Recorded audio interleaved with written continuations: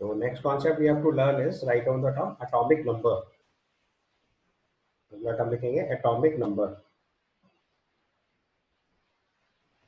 और तो structure of atom ये टर्म आएगा दोबारा, बट अगर अभी चूंकि बार बार अभी हम लोग आइसोटोप टर्म यूज करेंगे तो उसको क्लैरिफाई करने के लिए लिखे देता हूँ. एटॉमिक नंबर को कैपिटल Z से रिप्रेजेंट करते हैं and this is equal to number of protons in an atom. तो किसी भी एटम के अंदर जो नंबर ऑफ प्रोटॉन्स होते हैं उसको हम लोग एटॉमिक नंबर Z से रिप्रेजेंट करते हैं. आपको सब ये चीज 10th क्लास में पढ़ी है कॉमन टर्म में, बस एक बार ब्रीफली समझा रहा हूँ. नेक्स्ट हम लिखेंगे मास नंबर. इसको रिप्रेजेंट करते हैं कैपिटल A से and this is equal to number of protons plus number of neutrons.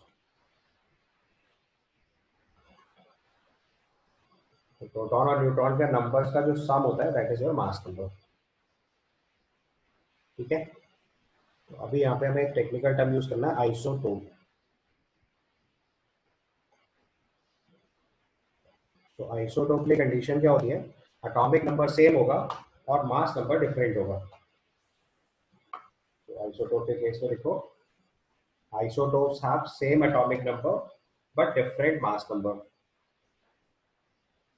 Write down isotopes have same atomic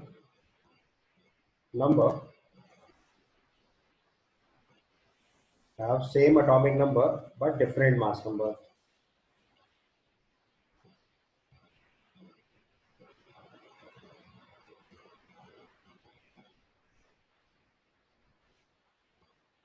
elements के केस में जहां पे भी एटॉमिक नंबर डिफरेंट होगा और जहां पे एटॉमिक नंबर सेम होगा और मास नंबर डिफरेंट होगा उसको हम लोग आइसोटोप बोलते हैं.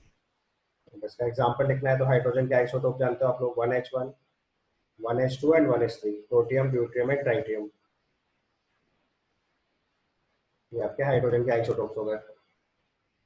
These are isotopes of hydrogen. अब लाइकवाइज आप और भी बहुत सारे एग्जांपल लिख सकते हो. आपको सिर्फ ध्यान से देखना है एटॉमिक नंबर सेम होना चाहिए. अच्छा, सिंपल नोटेशन आप लोग समझते हैं. जब भी हम कोई एलिमेंट ऐसे लिखते हैं तो आपको पता है जो नीचे वाला नंबर होता है वो एटॉमिक नंबर होता है और जो ऊपर वाला नंबर होता है वो मास नंबर होता है. ये हमारे लिए Z होता है और ये हमारे लिए A होता है. आप लोगों ने 10th क्लास में 9th क्लास में सीखा ही होगा. अदरवाइज स्ट्रक्चर ऑफ एटम में इस चीज को हम लोग डिटेल में समझेंगे, बट अभी ब्रीफली आपको लिखना मालूम होना चाहिए. किसी भी एलिमेंट के सबस्क्रिप्ट में जो नंबर लिखा होता है that is it is atomic number, और जो सुपरस्क्रिप्ट में नंबर लिखा जाता है that is its mass number. ठीक है, क्लियर. तो अब यहीं पे देखो और भी एग्जांपल्स लिखने हैं तो बहुत सारे एग्जांपल लिख सकते हो आप. जैसे 18O16 है और 8O18 है. 8O16, 8O18 ऑक्सीजन के दो आइसोटोप हो गए. ये दोनों आइसोटोप्स ऑफ ऑक्सीजन हो गए. समझ आया ना कॉन्सेप्ट. बस एटॉमिक नंबर सेम चेक करना है. तो आइसोटोप्स ऑफ ऑक्सीजन. ऐसे आप बहुत सारे एग्जांपल्स लिख सकते हो. ठीक है. अब यहाँ पे जो हमें टेक्निकल टर्म सीखना है जिसके लिए मैंने आपको चीज सिखाई दैट इज एवरेज एटॉमिक मास. अगला टर्म लिखेंगे एवरेज एटॉमिक मास. एवरेज एटॉमिक मास. तो आप देखो एक एलिमेंट के बहुत सारे आइसोटोप्स एग्जिस्ट करते हैं नेचर में. तो जब हमें इसका कभी एवरेज एटॉमिक मास लिखना होगा तो we will write actually average mass of these isotopes. अब क्या होता है कि नेचर में ये सब अलग अलग परसेंटेज में एग्जिस्ट करते हैं. तो नेचर में जो परसेंटेज एग्जिस्ट करता है वो मोल परसेंट होता है एक्चुअली में. उसी को हम लोग नेचुरल अबंडेंस परसेंटेज बोलते हैं. ठीक है. तो इसका एक फॉर्मूला होता है उसे लिखेंगे जरा स्टेटमेंट में. So write down the statement. If an element E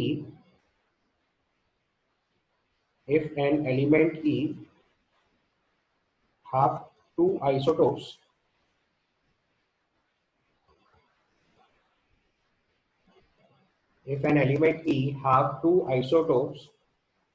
with mass number m1 and m2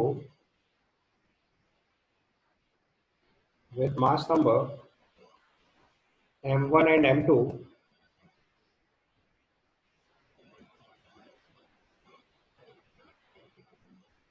if an element E have two isotopes with mass number M1 and M2 and their natural abundance percentage is to be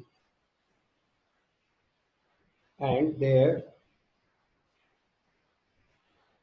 natural abundance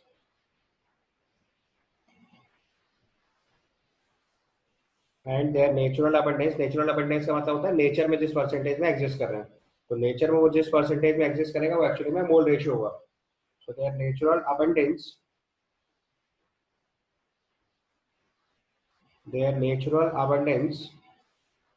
is A's to B if an element E have two isotopes with mass number M1 and M2 and their natural abundance is A's to B, then average atomic mass M average is equal to A into M1 plus B into M2 upon A plus B. ये आपको formula याद रखना है average atomic मास के लिए. अगर किसी भी एलिमेंट के दो या दो से ज्यादा आइसोटोप से, मैंने दो का फॉर्मूला लिखा है, तीन आइसोटोप हो जाएंगे तो एक फॉर्मूला हो जाएगा A into M1 plus B into M2 plus C into M3 upon A plus B plus C. तो जो नेचुरल अबंडेंस रेशियो है उस रेशियो से मास नंबर को मल्टीप्लाई करना है करस्पॉन्डिंग और बाद में टोटल सम से डिवाइड कर देना है. अगर ध्यान से देखो कॉन्सेप्चुअली तो कुछ खास बात नहीं है. ए जो है वो मोल है, उसमें मॉलिक्यूलर मास से मल्टीप्लाई करा तो ये मास बन गया. बी दूसरे सब्सटेंस का मोल है और M2 उसका मोलर मास है, दूसरा मास हो गया. तो ऊपर लिखा है टोटल मास और नीचे लिखा है टोटल मोल्स. तो टोटल मास और टोटल मोल्स से अगर डिवाइड करेंगे तो ऑब्वियसली क्या आएगा, molecular mass. Because formula is number of moles is equal to mass upon molar mass. तो मोलर मास निकालने का तरीका क्या हुआ, मास अपॉन मोल्स. तो अगर किसी सब्सटेंस के मास में मोल से डिवाइड कर दोगे तो उसका मॉलिक्यूलर मास आ जाएगा या मोलर मास आ जाएगा. तो हमने क्या करा, एक एलिमेंट का मोल ए है और उसका मास M1 है, तो मास कितना हो गया A इंटू M1. दूसरे एलिमेंट का मोल B है और मास कितना है M2, तो B इंटू M2. टोटल से डिवाइड कर दिया, total mole A plus B हो गया, उससे डिवाइड कर दिया तो average atomic mass A into M1 plus B into M2 upon A plus B आएगा. ठीक है. अब हम लोग तो क्वेश्चन ट्राई करते हैं, आपको ये कॉन्सेप्ट क्लियर हो जाएगा. So write down a question. Calculate average atomic mass. Calculate average atomic mass of fluorine. Calculate average atomic mass of fluorine. Calculate average atomic mass of fluorine if it has two isotopes. If it have two isotopes,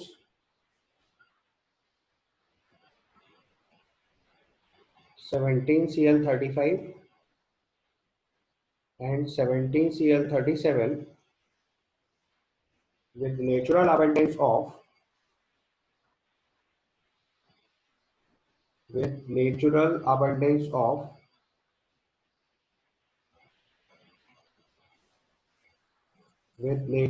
abundance of 75% and 25% respectively.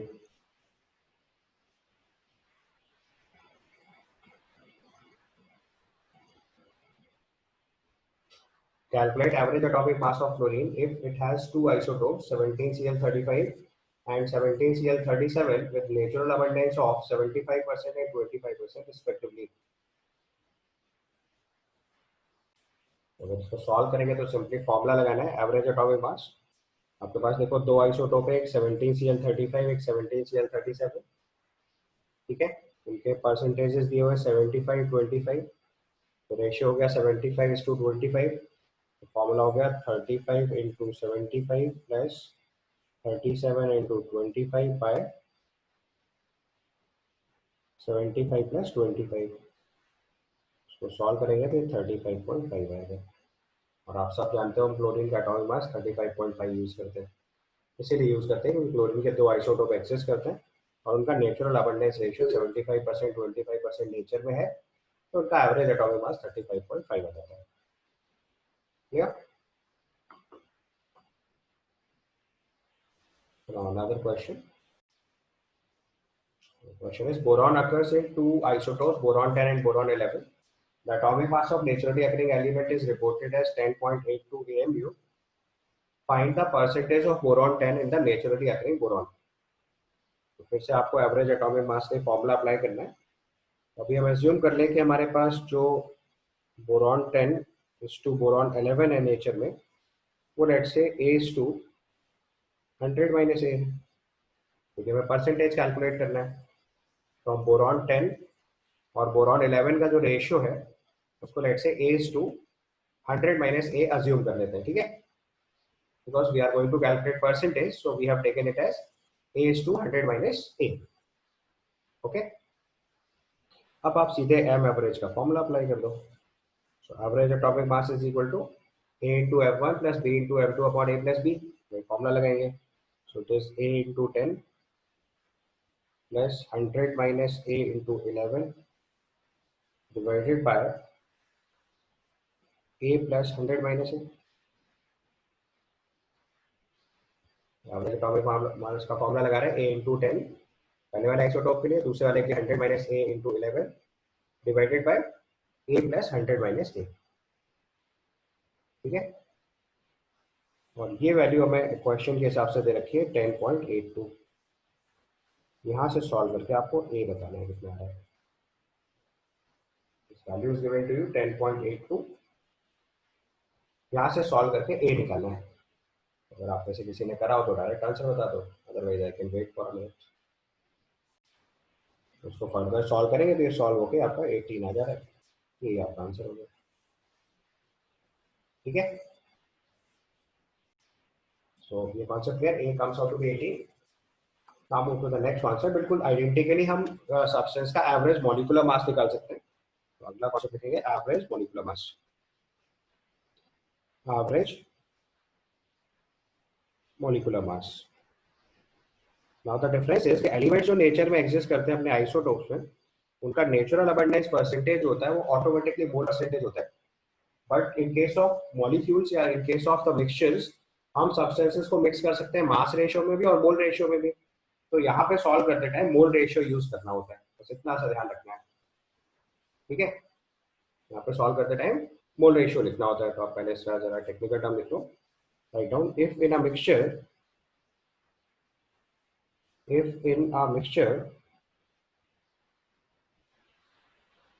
substances if in a mixture substances with molecular mass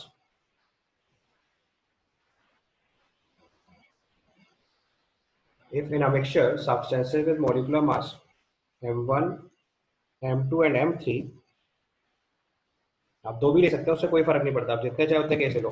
पिछले वाले case में भी atomic mass में भी आप 3 4 5 जितने isotope हो सबके लिए कर सकते हैं. सेम फॉर्मूला लगना है बस. तो if in a mixture substances with molecular mass m1 m2 and m3,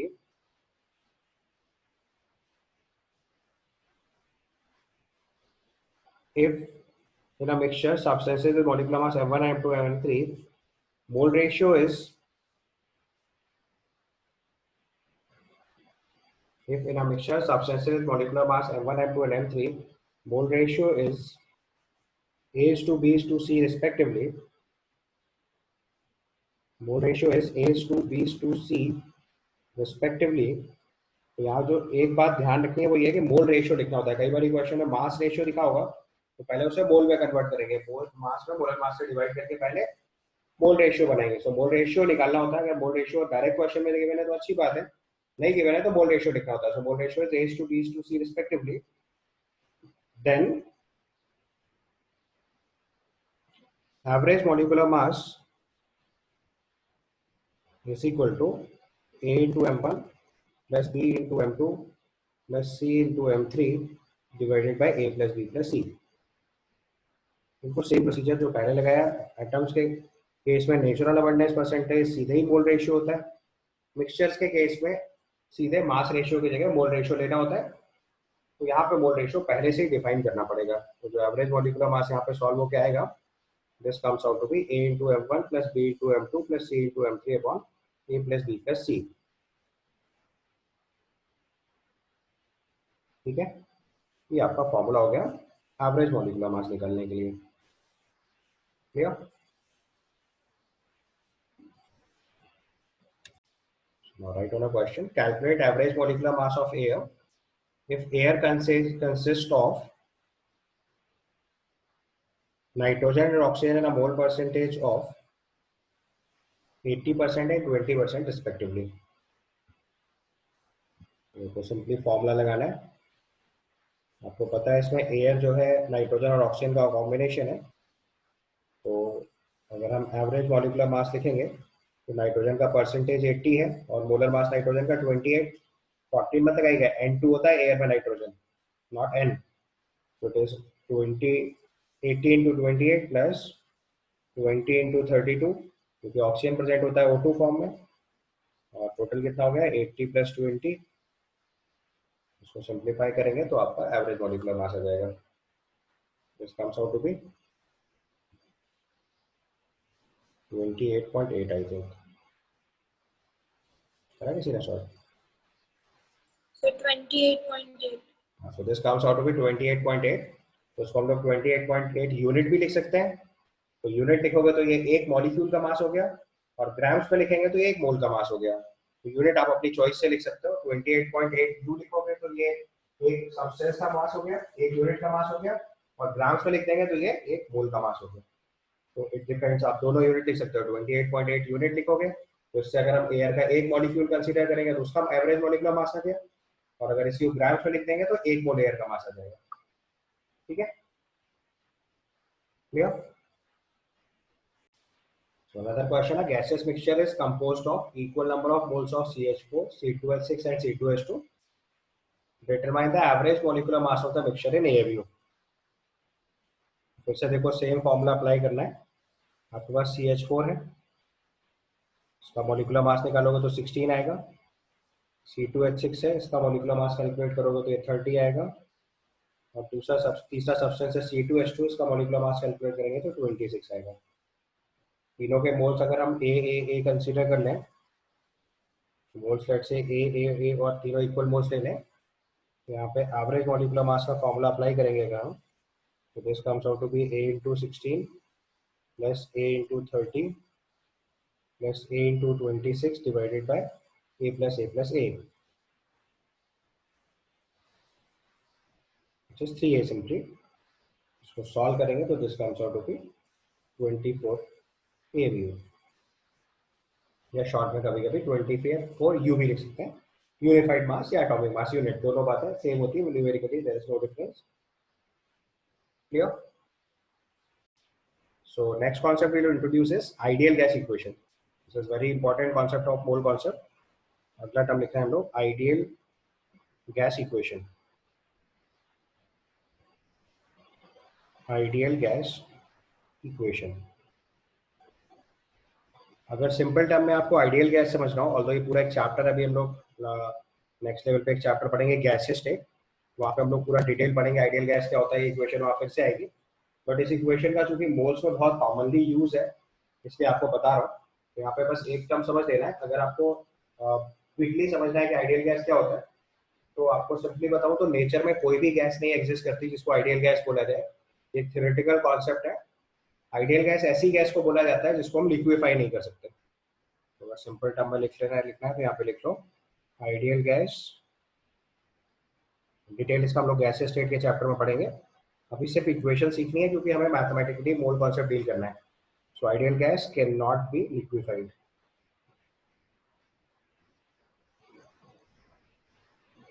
मतलब आइडियल गैस कभी भी लिक्विड नहीं बना पाओगे, ये इसकी प्रॉपर्टी है। तो अभी हमें सिर्फ इक्वेशन पे फोकस देना है। इक्वेशन कैसे आती है, क्यों आती है, कहाँ से आया, ये सब डिटेल हम लोग गैस स्टेट के चैप्टर में पढ़ेंगे। अभी हमारा प्राइमरी एम है इक्वेशन से क्वेश्चन सॉल्व करना। तो हमारी इक्वेशन होती है PV is equal to NRT। आप में से कुछ लोग हो सकता है इक्वेशन को पहले से भी जानते हो, जो नहीं जानते हैं उनके लिए इक्वेशन लिखता हूँ। This is PV is equal to NRT। इसमें P जो है वो प्रेशर ऑफ द गैस है। P is pressure of gas, V is volume of the gas, N जो है सो बोलते हैं नंबर ऑफ मोल्स। इसीलिए मैंने आपको इक्वेशन यहाँ पे सिखाई, क्योंकि हमें मोल्स यहाँ पे यूज करना पड़ेगा। T जो है वो है टेम्परेचर इन केल्विन,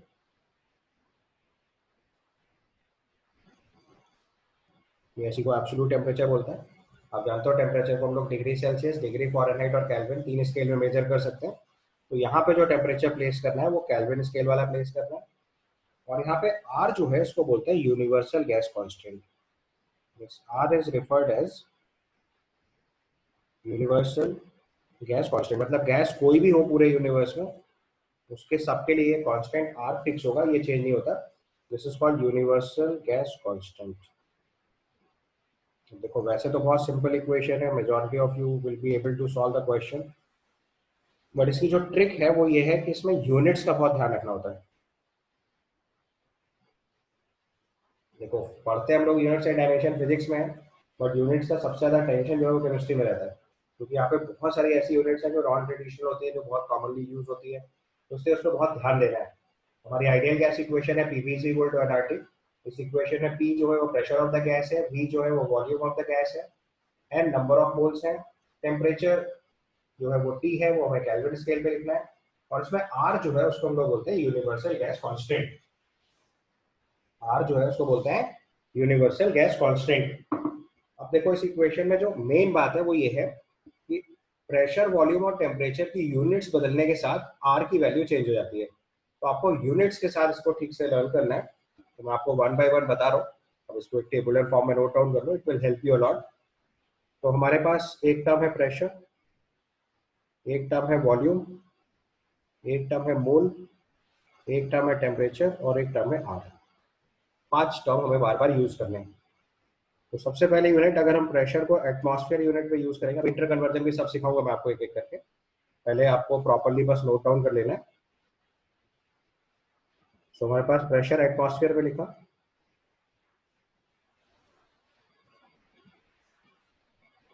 वॉल्यूम अगर हमने लीटर यूनिट्स में यूज किया, एन तो हमेशा मोल्स में लिखते हैं, that is the only unit for moles, उसमें कोई दूसरी यूनिट नहीं अप्लाई होगी, तो that is always moles. Temperature हमेशा केल्विन में अप्लाई करना है,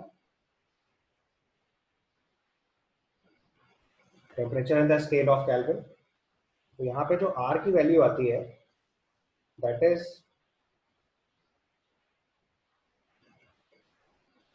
जो वैल्यू ऑफ आर आती है दैट इज 0.0821। मैं वैल्यू लिख रहा हूँ, this is 0.0821 litre atmosphere per mole kelvin. अब यूनिट अपने आप ही निकाल सकते हो, that is not that much tricky, but value important है। तो value of R is 0.0821 litre atmosphere per mole kelvin. ठीक है। दूसरा टर्म अगर हम इसको जो दूसरी कॉमन यूनिट प्रेशर के लिए यूज करते हैं दैट इज योर बार। तो प्रेशर अगर हम लोग यूज कर रहे हैं लेट्स से बार यूनिट में, pressure we are using in a unit of bar, volume again in the units of liters, and again in moles, temperature in Kelvin, then the value of R is 0.0831 liter bar per mole Kelvin.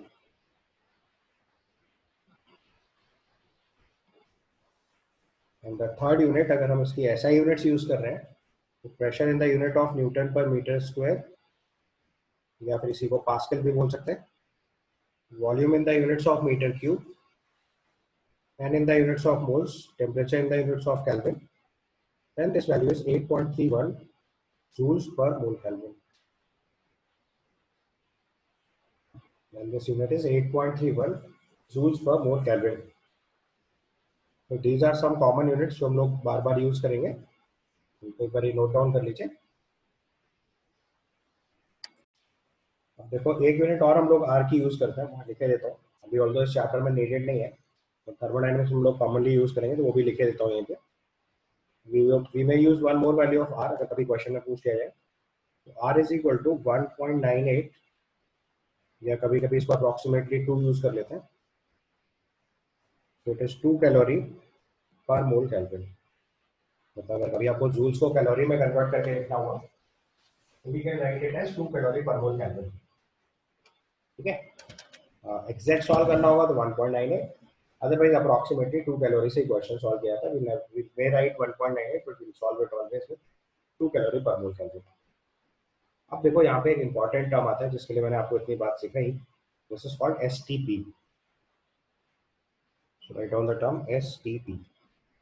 हमने इसको पहले भी सीखा होगा but अभी इसको बहुत ध्यान से समझना है क्योंकि ये कई बार स्कूल लेवल पे गलत बता देते हैं। So STP is called standard temperature and pressure. Standard. This is called standard temperature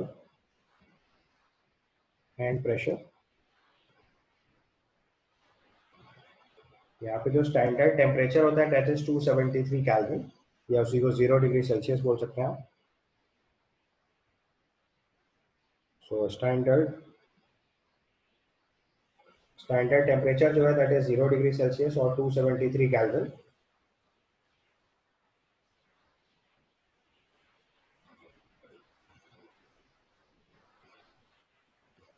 So standard temperature is equal to 273 kelvin, या कभी कभी इसी को 0 डिग्री सेल्सियस लिख दिया जाता है, बट आपको पता है मैं हर बार केल्विन में यूज करना है तो केल्विन में याद रखना है। दूसरा टर्म होता है स्टैंडर्ड प्रेशर, ये थोड़ा ठीक से लर्न करना है। कई बार स्कूल लेवल पे इसको 1 एटमॉस्फेयर लिख देते हैं जो कि पुराना कन्वेंशन है, नए रूल के हिसाब से दिस इज 1 बार। तो standard pressure is 1 bar. Be very careful at this place. और तो मैं आपको दूसरा स्टेटमेंट भी साथ साथ ही बता रहा हूँ तो दैट आपको प्रॉब्लम ना हो। अब यहाँ पे एक स्टैंडर्ड बात याद रखनी होती है जिससे हम क्वेश्चन सॉल्व करेंगे मोल के, दैट इज कि किसी भी आइडियल गैस के लिए एसटीपी पे एक मोल का जो वॉल्यूम होता है that is 22.7 litres, not 22.4 litres. Be careful, school level पे 22.4 बता देते हैं। मैं आपकी प्रॉब्लम सॉल्व कर रहा हूँ बट आपको पहले एडवांस लेवल की बात समझनी है जो आपको आईआईटी के पेपर में यूज करना है। और तो कैलकुलेशन में कोई बहुत बड़ा अंतर नहीं है बट डिफरेंस है तो उसको ठीक से समझना है। तो write on at STP volume of 1 mole of ideal gas at STP, volume of 1 mole of ideal gas is equal to 22.4 liters, 22.7 liters.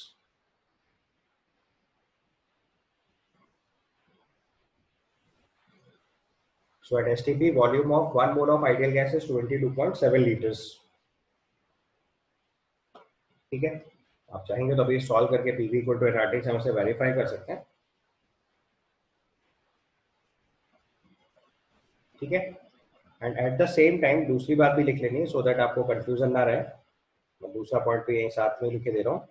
दूसरे पॉइंट में लिख लो eight 1 atmosphere and 273 Kelvin, volume of 1 mole of ideal gas is equal to 22.4 liters. तो problem केवल इस वजह से है कि जो प्रेशर की स्टैंडर्ड वैल्यू वही चेंज कर दी गई है। तो अमेंडमेंट के through it is being change. तो अभी करंट जो लेटेस्ट है वो 22.7 लीटर्स है। आपको आईआईटी के केस में बिल्कुल स्टैंडर्ड रिजल्ट याद रखना होता है जो लेटेस्ट होता है। 22.4 लीटर है, पुराना कन्वेंशन है, वहाँ पे अराउंड 2003-4 के आसपास यूज होता था बट अभी चेंज हो गया है। तो आपको लेटेस्ट वैल्यू याद रखनी है क्योंकि ये बुक आपकी एनसीईआरटी बुक में भी अपडेट हो गया है तो इसलिए अब आपको लेटेस्ट ही मालूम होना चाहिए, आप पुराना डेटा नहीं यूज कर सकते। अगर एनसीईआरटी बुक में अपडेट नहीं होता तो एक बार के लिए हम कह सकते थे कि हम 22.4 लीटर यूज कर सकते हैं but as it is updated in your NCERT book तो आपको 22.7 लीटर ही फॉलो करना है। So at STP, volume of 1 mole of ideal gas is 22.7 liters. और अगर प्रेशर 1 एटमॉस्फेयर 273 केल्विन होता है तो उस कंडीशन में आप इस वॉल्यूम को 22.4 लीटर भी लिख सकते हैं। बट ध्यान रखना है कौन सी वैल्यू कब यूज करनी है क्लियरली मालूम होना चाहिए। ऑल्दो नॉर्मली क्वेश्चन सॉल्व करते टाइम कोई बहुत बड़ा चेंज नहीं आएगा क्योंकि वैल्यूज में बहुत थोड़ा सा अंतर है, बट अंतर है लेकिन इसलिए मालूम होना चाहिए। आप देखो अगर हम क्वेश्चन के टर्म में इस चीज को वेरीफाई करना चाहते हैं तो सबसे पहले केस में अगर हम वेरीफाई कर रहे हैं आपको प्रेशर दिया है 1 बार टेम्परेचर दिया है 273 केल्विन, मोल्स दिए हुए 1, आपको वॉल्यूम फाइंड आउट करना है। तो अगर हमने यहाँ पे आइडियल गैस इक्वेशन लगाई PV is equal to N R T, यहाँ से वॉल्यूम की वैल्यू आ जाएगी N R T by P,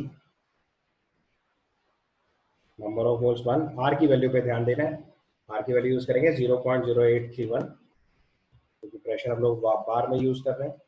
temperature 273 divided by 1,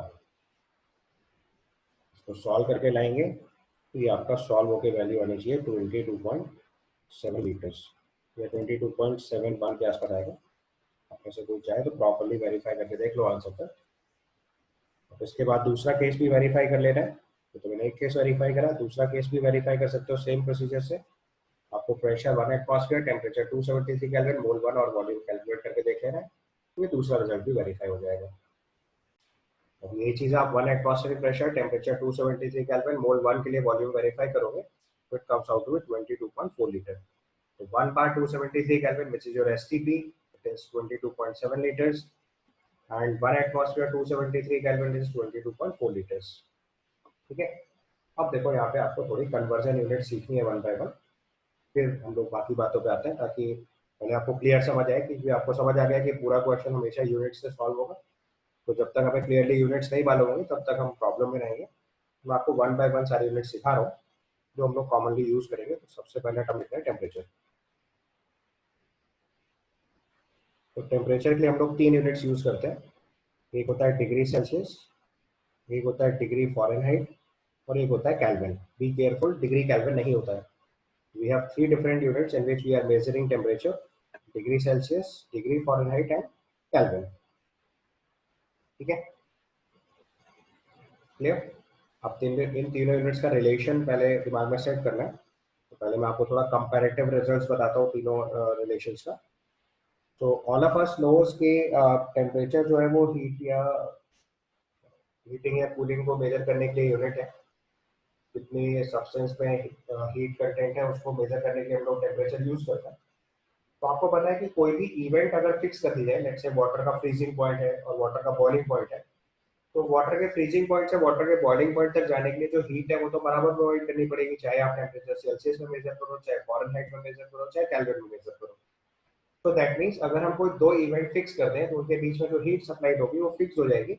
इसका मतलब हम टेम्परेचर स्केल किसी भी स्केल में मेजर करें, that amount will be same. तो हम उसी बेसिस पे तीनों स्केल्स को कोरिलेट करते हैं। तो मैं पहले आपको तीनों का जरा कंपैरेटिव डेटा बता रहा हूँ एक बार। तो सबसे पहले will start with Celsius, Fahrenheit and kelvin, 3 scales है हमारे पास। तो मैं आपको तीनों को अलग अलग स्केल पे मेजर करके बता रहा हूँ कैसे कंपेयर करते हैं। तो वी हैव 3 स्केल्स।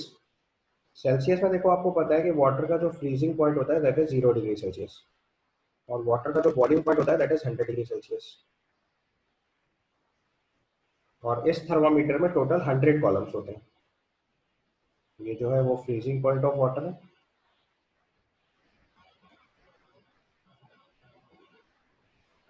और ये जो टर्म है ये आपका बॉइलिंग पॉइंट ऑफ वाटर है। ठीक है, मैं आपको इसलिए समझा रहा हूँ ऐसे, और दो रिलेशन आप में से ज़्यादा लोग जानते हैं, C/5 is equal to F - 32/9 is equal to K - 273/5, वो आप सबको ही मालूम है। मैं आपको सिर्फ इसलिए समझा रहा हूँ कि एडवांस लेवल पे अगर उसने बोला कि हमने टेम्परेचर स्केल एक नई डिफाइन कर दी, तो आपको क्लियरली मालूम होना चाहिए कैसे यूनिट रिलेट करना होता है। तो this is boiling point of water, मैं आपको तीनों यूनिट रिलेट करना सिखा रहा हूँ। फ़ारेनहाइट स्केल में अगर ये चीज़ चेक करेंगे तो वाटर का जो फ्रीजिंग पॉइंट होता है फ़ारेनहाइट पे वो होता है 32 डिग्री फ़ारेनहाइट, और वाटर का बॉइलिंग पॉइंट होता है फ़ारेनहाइट स्केल पे this is 212 degree fahrenheit. And similarly और इस थर्मामीटर में टोटल 180 कॉलम्स होते हैं। और अगर केल्विन टेम्परेचर वाला थर्मामीटर उठाएंगे तो उसमें वाटर का जो फ्रीजिंग पॉइंट होता है दैट इज 273 केल्विन, और जो बॉइलिंग पॉइंट होता है दैट इज 373 केल्विन। उसमें टोटल कॉलम्स हो गए 100। अब आप ध्यान से देखो कि हर थर्मामीटर जो है वो अलग अलग स्टार्टिंग पॉइंट से चल रहा है। बट एक चीज क्लियर है कि अगर आपने एक थर्मामीटर को वाटर के फ्रीजिंग पे अप्लाई करा और उसकी बॉइलिंग तक उसी पे अप्लाई करके रखा, तो उसकी जो मर्करी की रीडिंग है वो सेल्सियस वाले थर्मामीटर में 0 से स्टार्ट करके 100 तक जाएगी। फ़ारेनहाइट थर्मामीटर में ये चीज 32 से स्टार्ट होकर 212 तक जाएगी, और केल्विन थर्मामीटर में 273 से लेके 373 तक जाएगी। इतना क्लियर है पहले? तो उसका मतलब अगर हमने हीट सप्लाइड इन तीनों में सेम लेके चली है, तो सेल्सियस थर्मामीटर में अगर हमने कोई वैल्यू सी मेजर करी है, फॉरेनहाइट थर्मामीटर में वो चीज एफ मेजर हो रही है, और केल्विन थर्मामीटर को अगर हम के मेजर कर रहे हैं, तो देखो सबके स्टार्टिंग पॉइंट अलग अलग है। तो पहला काम तो क्या करो कि सबके स्टार्टिंग पॉइंट सेम करो। तो जो सेल्सियस वाली थर्मामीटर है उसमें मरकरी जो है वो 0 से ही चल रहा है, तो सी में से 0 सब्ट्रैक्ट कर दिया। फॉरेनहाइट वाला केल्विन 32 से स्टार्ट कर रहा है, तो उसकी जो भी रीडिंग आएगी उसमें से अगर 32 कम कर दें तो स्टार्टिंग पॉइंट 0 हो गया उसके लिए एक तरीके से। अब एक ऐसे समझ लो कि एक तीन लोग अलग अलग रेस में पार्टिसिपेट कर रहे हैं और उनके स्टार्टिंग पॉइंट और एंड पॉइंट सेम लाने हैं। तो अगर हम उसको रीडिंग के टर्म में लिखें तो सेल्सियस वाला जो 0 से स्टार्ट हो रहा है, फॉरेन वाला 32 से स्टार्ट हो रहा है, तो फॉरेनहाइट की जो वैल्यू उसमें से 32 सब्ट्रैक्ट कर दो, तो 0 दोनों के लिए एक तरीके से सेम हो गया। एंड सिमिलरली केल्विन वाले केस में 273 से स्टार्ट हो रहा है, तो 273 से सब्ट्रैक्ट कर दो। ठीक है, तो हमने तीनों रीडिंग्स के लिए स्टार्टिंग पॉइंट सेम कर दिया एक तरीके से। या अगर इनडायरेक्टली समझे तो कैसा होता है, हमने जो भी स्केल दी है उसमें वाटर के फ्रीजिंग पॉइंट को सब्ट्रैक्ट किया है।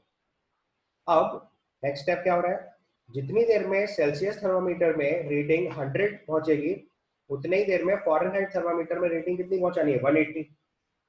इसका मतलब जो फॉरेनहाइट वाली स्केल है उसमें 1.8 कॉलम सेल्सियस वाले के 1 कॉलम के इक्वल होगा। जितनी देर में यहाँ पे 100 रीडिंग आप जाना है, उतनी देर में यहाँ 180 रीडिंग आप जाना है, और उतनी देर में 100 रीडिंग आप जाना है। तो सेल्सियस और केल्विन में तो कोई प्रॉब्लम नहीं है, क्योंकि बराबर रीडिंग चलेगी, एक रीडिंग इधर एक रीडिंग उधर। बट केल्विन वाले फॉरेनहाइट वाले केस में क्या होगा, 180 पहुंचाना है, मतलब 1.8 टाइम्स फास्ट चलना है इसको, राइट। तो इसका मतलब सेल्सियस का एक कॉलम फॉरेनहाइट के 1.8 कॉलम के इक्वल है, तो जो कॉलम विड्थ का डिफरेंस है उससे डिवाइड कर दो यहाँ पे, तो ये सब बराबर वैल्यूज हो जाएंगे। तो यहाँ पे 100 मतलब क्या हुआ, जो वाटर का बॉइलिंग पॉइंट है उसमें से फ्रीजिंग पॉइंट सब्ट्रैक्ट करो, 100 माइनस 0। यहाँ पे वाटर का बॉइलिंग पॉइंट था 212, उसमें से 32 सब्ट्रैक्ट करो, और सेल्सियस के अंदर ये था 373, उसमें से 273 सब्ट्रैक्ट कर दो। तो अब सबके हमने स्टार्टिंग पॉइंट भी सेम कर दिया और कॉलम विड्थ भी सेम कर दी, तो ये वैल्यूज इक्वल हो जाएंगी। अब इसी को अगर आप सिंप्लीफाई करोगे तो आपका वो फॉर्मूला जाएगा जो आप याद करते हो, जैसे C/5 is equal to F minus 32/9 is equal to K minus 273/5। तो फ्यूचर में अगर मान लो आपको कोई एक नई स्केल दी जाएगी तो क्या करना पड़ेगा आपको, जो भी स्केल दी जाएगी उसमें वाटर का फ्रीजिंग पॉइंट सब्ट्रैक्ट करेंगे और boiling point minus freezing point से डिवाइड कर देंगे, वो स्केल इसका इक्वल हो जाएगी। अगर ऐसा नहीं हो रहा है तो सीधे सीधे फॉर्मूला पता ही, हम सारे सवाल उसी से सॉल्व करेंगे। तो C/5 is equal to F minus 32/9 is equal to K minus 273/5। ठीक है, क्लियर? पहले आपको कंपेयर करना समझ में आया तीनों scales? Now draw down a question. Find the temperature at which Celsius and Fahrenheit scale is same. और स्टैंडर्ड क्वेश्चन है, इसका आंसर आपको सबको पहले से पता होगा, -40°C। अदरवाइज अगर सॉल्व करना है तो ऊपर वाला फॉर्मूला अप्लाई कर दो। हमने क्या करना है, सेल्सियस और फॉरेनहाइट दोनों पे एक्स एज्यूम कर लो। So let temperature is x degree Celsius and this is equal to x degree Fahrenheit. फॉर्मूले में पुट कर दो, तो it is x/5 is equal to x minus 32/9 cross multiply करके सॉल्व करो, x की वैल्यू -40 आ जाएगी। सो नेक्स्ट यूनिट जो हम लोग स्टडी करेंगे दैट इज ऑफ प्रेशर।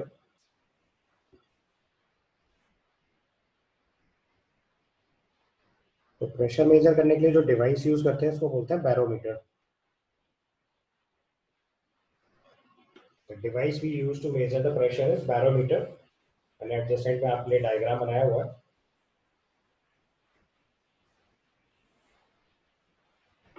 ठीक है। So the device we use to measure the pressure is barometer. इस डिवाइस में देखो क्या होता है कि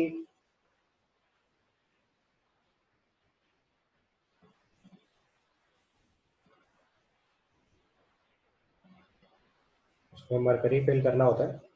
तो दिस इज अ डिवाइस, इसमें हमने मरकरी फिल करी हुई है।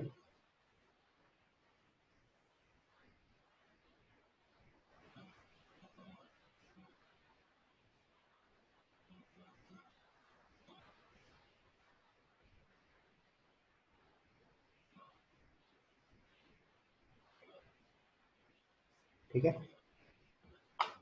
उसमें 76 सेंटीमीटर हाइट तक जो मरकरी फील्ड होता है वो आपका एटमॉस्फेरिक प्रेशर रिपोर्ट करता है। सो इस डिवाइस में देखो, ये ऊपर वाला जो पोर्शन है ये वैक्यूम होता है, और इसमें जो हाइट ऑफ मरकरी हम लोग लिख रहे हैं, इस हाइट को हम लोग अगर मेजर करते हैं तो this is 76 centimetre of mercury height, 76 centimetre of mercury. ये जो सब्सटेंस फिल कर रखा है हमने इसको मरकरी बोलेंगे। और यहाँ पे देखो एक लेवल जो है इस तरफ से जो एयर से प्रेशर अप्लाई होता है उसको बोलते हैं 1 एटमॉस्फेयर। तो जो एयर प्रेशर अप्लाई कर रही होती है, एयर के प्रेशर की, एयर के अपने वेट की वजह से जो प्रेशर अप्लाई हो रहा होता है, this is called atmospheric pressure. और ये जो डिवाइस है जिससे हम लोग प्रेशर मेजर कर रहे हैं, दिस इज कॉल्ड बैरोमीटर। तो अगर हम इसी से सारे रिजल्ट्स को कोरिलेट करते हुए चलें तो यू कैन राइट दैट यहाँ पे जो 1 एटमॉस्फेयर प्रेशर है that is pressure due to air, ये एक्चुअली में 76 सेंटीमीटर ऑफ मरकरी के इक्वल आ जाएगा।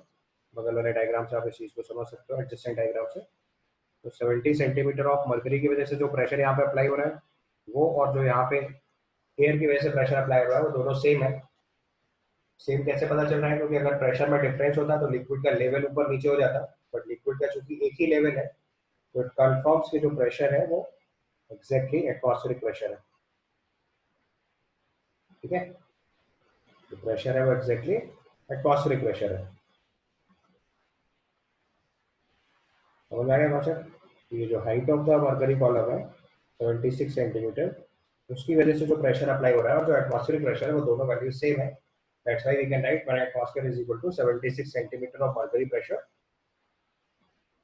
तो ध्यान रखना है, कंफ्यूज नहीं होना है। कई बार फिजिक्स में कंफ्यूज कर देते हैं, दिल से कि एक तरफ हाइट लिख रहे हैं दूसरी तरफ प्रेशर लिख रहे हैं, तो कंफ्यूज नहीं होना है। 76 सेंटीमीटर मरकरी हाइट का जो प्रेशर है वो 1 एटमॉस्फेयर है, 76 सेंटीमीटर प्रेशर नहीं है, क्योंकि 76 सेंटीमीटर तो लेंथ है। यहीं पे अब चूंकि 76 बार बार कैलकुलेट करने में दिक्कत करता था, इसलिए यूनिट रिप्लेस करके बार लिखा गया। 1 बार जो है वो 75 सेंटीमीटर ऑफ मरकरी होता है, उसको थोड़ा मॉडिफाई कर लिया गया ताकि कैलकुलेशन करना आसान हो जाए। तो 75 सेंटीमीटर ऑफ मरकरी प्रेशर जो होता है,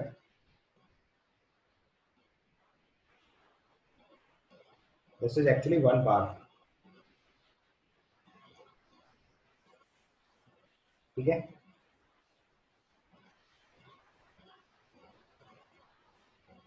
और यहीं पे एक और यूनिट करते हैं। 1 एटमॉस्फेयर जो है इसी को हम लोग 760 टॉर बोलते हैं। यही 760 mm ऑफ मरकरी हो गया, ये इसी को 760 टॉर बोलते हैं। एक्चुअली में टॉर जो यूनिट आई है वो टॉरिसेली से आई है। जो साइंटिस्ट ने ये डिफाइन किया था बैरोमीटर, ही वाज टॉरिसेली, तो उनके नाम से भी एक यूनिट यूज करते हैं, दिस इज 760 टॉर। कई बार ऐसे लिख के आ सकता है, जो मिलीमीटर में जो हाइट होती है उसी को टॉर से रिपोर्ट कर देते हैं। और एक और पुरानी यूनिट है जिसको हम लोग बोलते हैं फुट पाउंड स्क्वायर में यूज करते हैं, तो एक और यूनिट अगर चाहो तो वो भी लिख सकते हैं। 1 atmosphere is equal to 14.6959 psi। This is called pound force per square inch. This is pound force per square inch. ये पुरानी स्केल है, अब आजकल ये सिस्टम बिल्कुल आउटडेटेड हो चुका है। तो कभी कभी क्वेश्चन में ऐसे हम लिख के आ सकते हैं, तो आपको पता होना चाहिए। हमको लर्न करने की जरूरत नहीं है, इतना इंपॉर्टेंट नहीं है, बट ठीक है, एक काम है। तो pound force per square inch, बस आइडिया रखना है कि ये भी एक यूनिट हो सकती है। ठीक है, इज दैट ओके? अच्छा, अब अगर इनको करस्पॉन्डिंग एसआई स्केल में कन्वर्ट करना है, तो एसआई स्केल पे जो 1 एटमॉस्फेयर होता है, मैं उसको कैलकुलेट करना भी सिखा रहा हूँ आपको। तो हम लोग 1 एटमॉस्फेयर अगर सॉल्व करके लाएंगे तो ये वैल्यू सॉल्व होके आएगी 1.013 into 10⁵ Newton per metre square या फिर पास्कल। ये इसकी एसआई स्केल है। ठीक है, clear?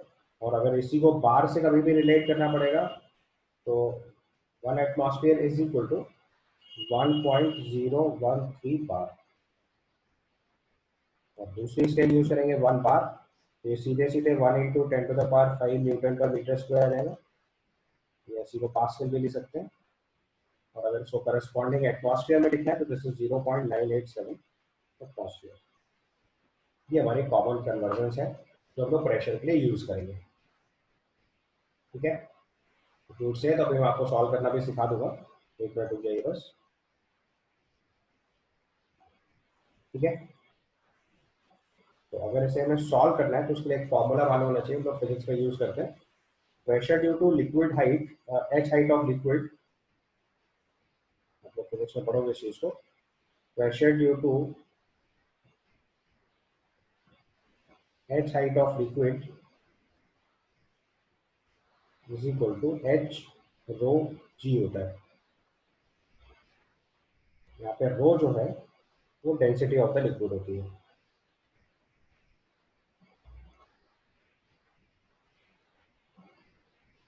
Row is density of the liquid, H जो हाइट ऑफ द लिक्विड है तो उसकी वजह से प्रेशर एच रो जी आता है। अब यहीं पे अगर हम चाहें तो जो डेंसिटी ऑफ मर्करी होती है this is actually 13.6 into 10⁻³ kg पर मीटर क्यूब होता है।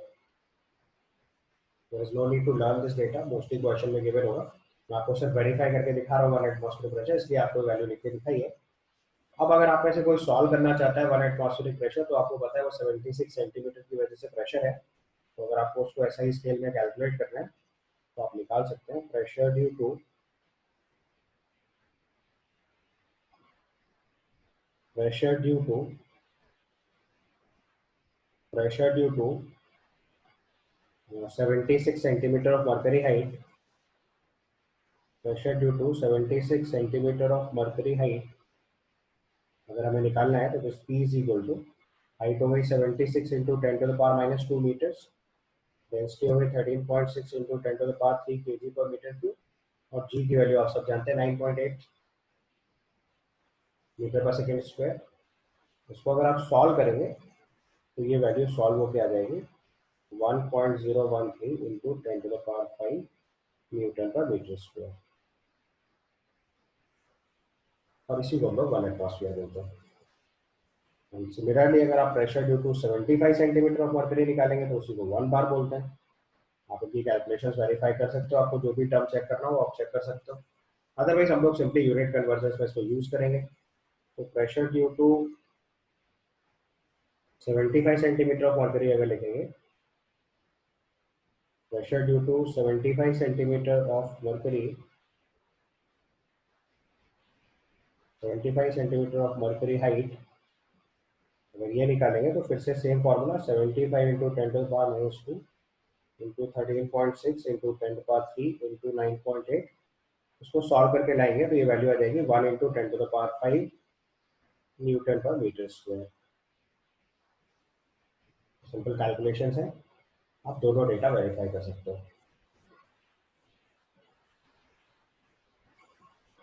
ठीक है, और लास्ट में अगर हम चाहें तो वॉल्यूम की यूनिट्स रिपोर्ट कर सकते हैं। तो लास्ट में ये चीज वॉल्यूम के लिए लिख लो।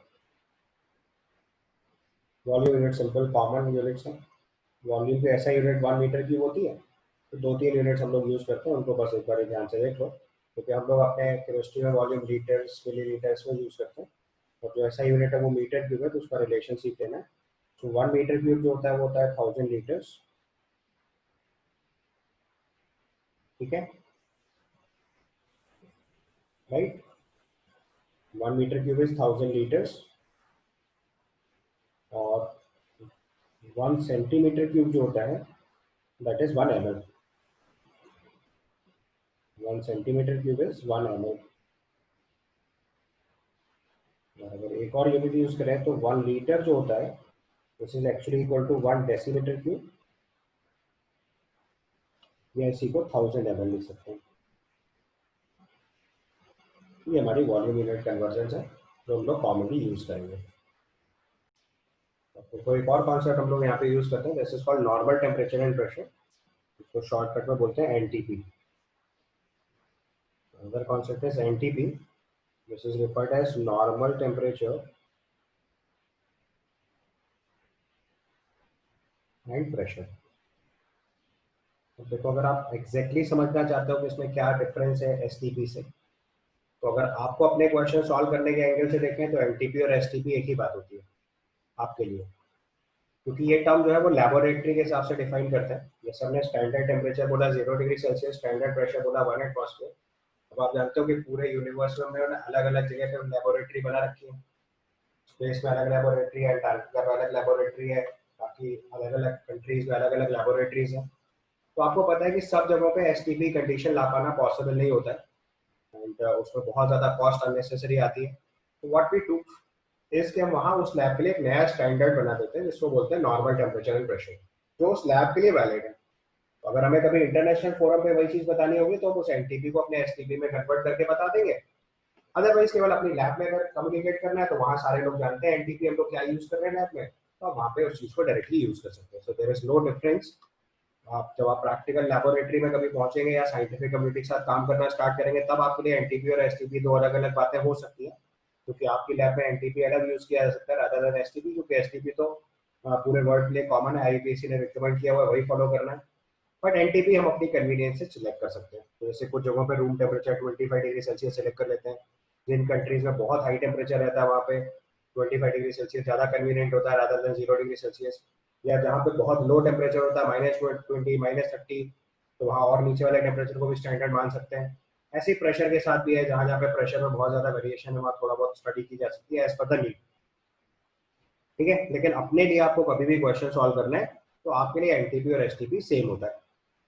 ठीक है, एक्चुअली में दोनों सेम नहीं होते, बट हमारे क्वेश्चन सॉल्व करते time same as STP use करना है आपको। तो आप चाहो तो लिख लो, for questions NTP is same as STP, अगर क्वेश्चन में कुछ भी नहीं गिवन है। अगर क्वेश्चन में कोई डेटा गिवन है तो वो यूज कर लेंगे। तो write down for questions NTP is same as STP if no other information is given. हम लोग एक और कन्वेंशन यूज करते हैं, दिस इज कॉल्ड एसएटीपी।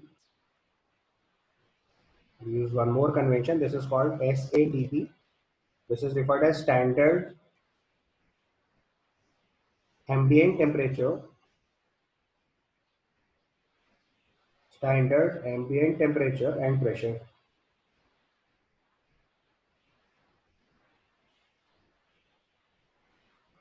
तो यहाँ पे जो स्टैंडर्ड एम्बिएंट टेम्परेचर होता है वो 25 डिग्री सेल्सियस होता है।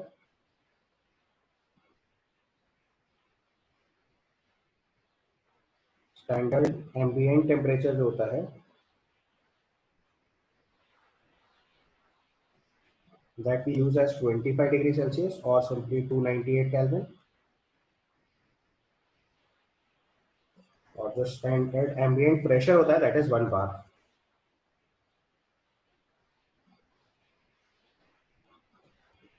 स्टैंडर्ड एम्बिएंट प्रेशर जो होता है दिस इज 1 बार। और फिर अगर अपना पुराना वाला रूल फॉलो करें, एसटीपी वाला रिजल्ट यहाँ पे भी लिखना है तो आप देख सकते हैं इस चीज को। At SATP that is at standard temperature, that standard ambient temperature and pressure, volume of 1 mole ideal gas is equal to 24.789 liters। Round of करके लिखा है तो 28.79 लीटर डिफरेंस एग्जैक्ट होता है 24.789 लीटर्स। बाकी सॉल्विंग वही है एज इट इज जैसे पहले सिखाया था। अगर आपको उसको सॉल्व करके निकालना है तो यू कैन सिंपली सॉल्व। यहाँ पे प्रेशर आपका 1 बार है। ठीक है, इसके बाद नंबर ऑफ मोल्स 1 है, टेम्परेचर 298 केल्विन है, आर की जगह 0.0821 सॉरी 0.0831 लीटर बार पर मोल केल्विन यूज करेंगे, और वॉल्यूम आपको फाइंड आउट करना है। तो आपको simply PV is equal to NRT use करना है। यहाँ से सिंप्लीफाई करेंगे तो वॉल्यूम की जगह एनआरटी बाई पी आ जाएगा। आप वैल्यू सब्स्टिट्यूट करेंगे तो 1 इंटू 0.0835 इंटू 298 बाय 1 अप्लाई करेंगे, ये वैल्यू सॉल्व होकर 24.789 लीटर्स आपको वेरीफाई करना है तो आप वेरीफाई करके देखिएगा। या उसको बोलते हैं एसएटीपी। सो क्वेश्चन कीजिए, calculate the density of nitrogen gas at STP. ठीक है, तो सिंपली आप सब जानते हो डेंसिटी क्या होता है, मास अपॉन वॉल्यूम। आपको नाइट्रोजन का मास और वॉल्यूम चाहिए एसटीपी पे, बस काम बन जाएगा। तो you can write at STP, अगर इसको सॉल्व करना है तो at STP volume of 1 mole nitrogen अगर लिखेंगे तो ये 22.7 लीटर हो जाएगा, और 1 मोल का मास लिखोगे तो कितना हो जाएगा, मोलर मास। तो mass of 1 mole if you right it will be 1 mole of nitrogen is molar mass. So mass of 1 mole of nitrogen is 28 gram. तो अगर यहाँ से डेंसिटी निकालेंगे तो it is mass upon volume, mass है 28 ग्राम, volume है 22.7 litres. इसको solve करेंगे तो आपकी डेंसिटी आ जाएगी, this comes out to be 1.23 gram per litre. बहुत ध्यान रखिएगा, यूनिट पे ग्राम पर लीटर लिखना है, गलती से भी ग्राम पर सेंटीमीटर क्यूब या जो कॉमन यूनिट्स होती है वो नहीं रिपोर्ट करना है। ओके, तो विल स्टॉप हियर।